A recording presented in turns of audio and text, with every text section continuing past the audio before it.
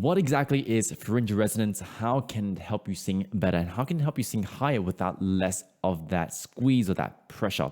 Hey guys, welcome back to Singing Simply. My name is Ivan, and on this show, we aim to demystify learning how to sing and make it as simple and as easy as possible because let's face it, learning how to sing can feel confusing. I get it. I've been there before. And so if this sounds like it's something up your lane, hit that subscribe, hit that follow wherever you're joining me from. We post episodes every single Friday, so you'll have first access to that. If you are looking to fast track your singing and you want to improve faster without the confusion, check out the link below. I'll drop a link on how you can get in contact and work with me. So the other day, I actually came across this performance, and in particular, the way he sang the word wrong.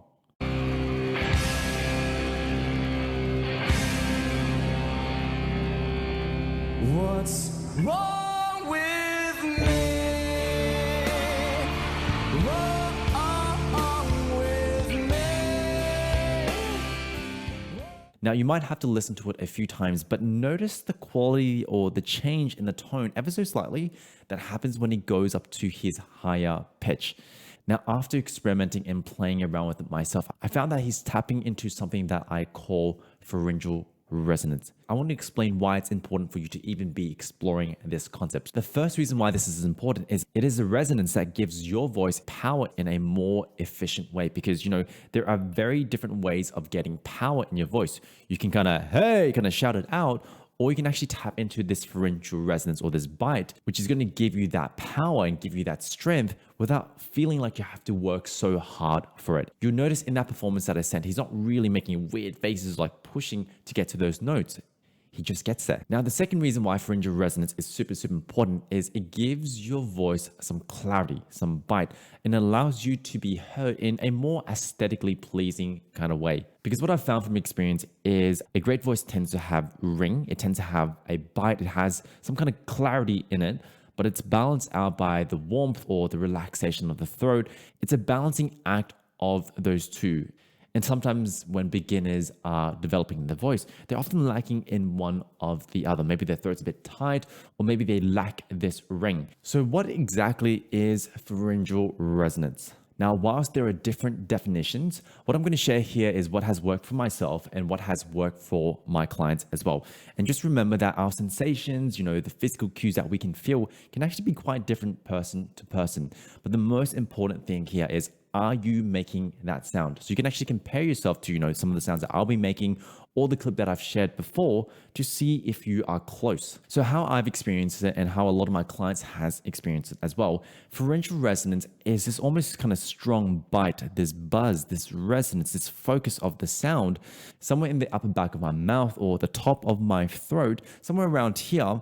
And this is where I find that if I concentrate and I get my sound to resonate there, then I have a much easier time throughout my range and even with the higher note. And also as I navigate higher and higher, I find that I can just kind of keep this resonance here. Yes, there's always shift between our chest and our head kind of resonance. There is almost this kind of gear shifting happening, but I find that I can keep a nice concentration of energy here. And that allows me to stay grounded, allows me to stay strong, and allows me to keep that clarity in my voice. Before we jump into how do we actually train this, how do we actually get some pharyngeal resonance into your singing, one thing we need to discuss is what it is not. Because when we're talking about singing, when we're talking about sensations, a lot of times it can feel confusing. It can feel tricky to understand because it's all imagery. It's a bit of an illusion here. There are some clear distinctions that we can make here. Now, first of all, pharyngeal resonance is not nasality. It is not nasality, which is allowing airflow to go through your nose. Something like this. A very kind of muffled kind of sound. Pharyngeal resonance doesn't have that because if I go, I feel this kind of really nice kind of ping in the upper back of my throat.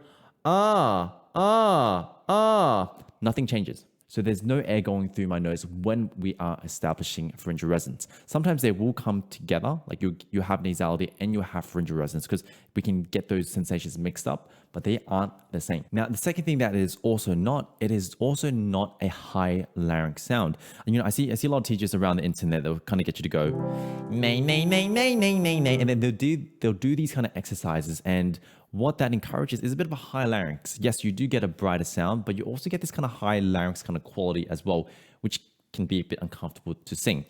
Now, I know this is not a high larynx sound because if I just put my finger on my larynx,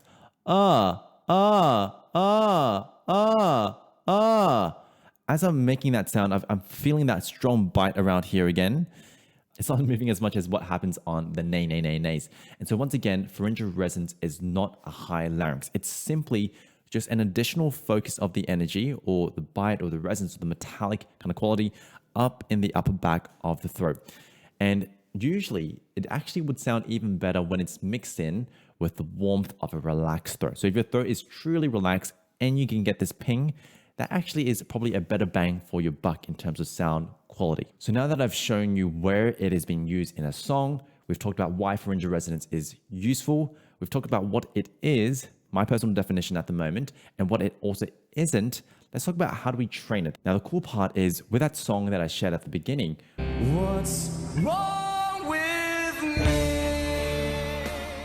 we can actually convert that into an exercise because what I've found is the word wrong is a great way to find this pharyngeal resonance. Now, because it is a scale, we want to start somewhere that's comfortable and we want to work up gradually one step at a time.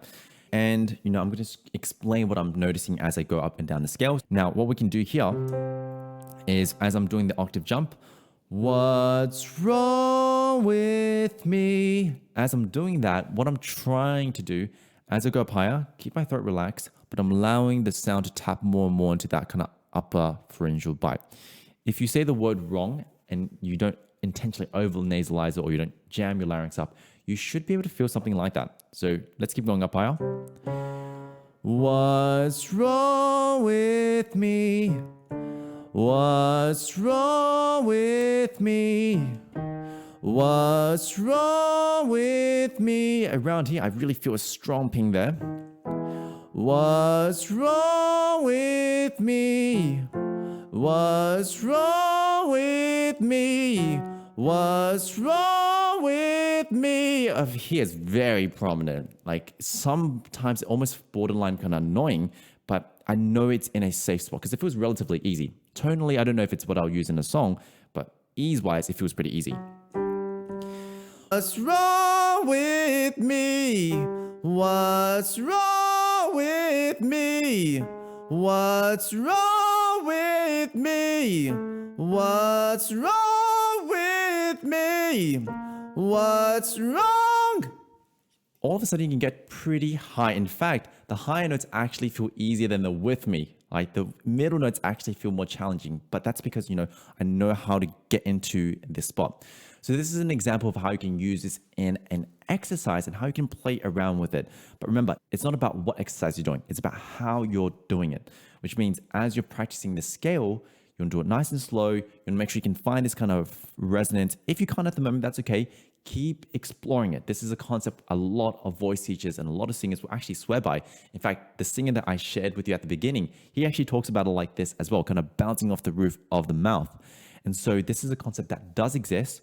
You just might not be able to feel it yet, but be curious, explore a bit more and you'll get it. And so that's it, a breakdown of what I know about pharyngeal resonance so far. Now, as I get better, I'll definitely keep distilling and sharing more and more, but this is what I know so far. And this is a way you can start applying and practicing this on your own. And remember, if you're feeling stuck, if you're feeling confused about this still, you don't have to do this on your own.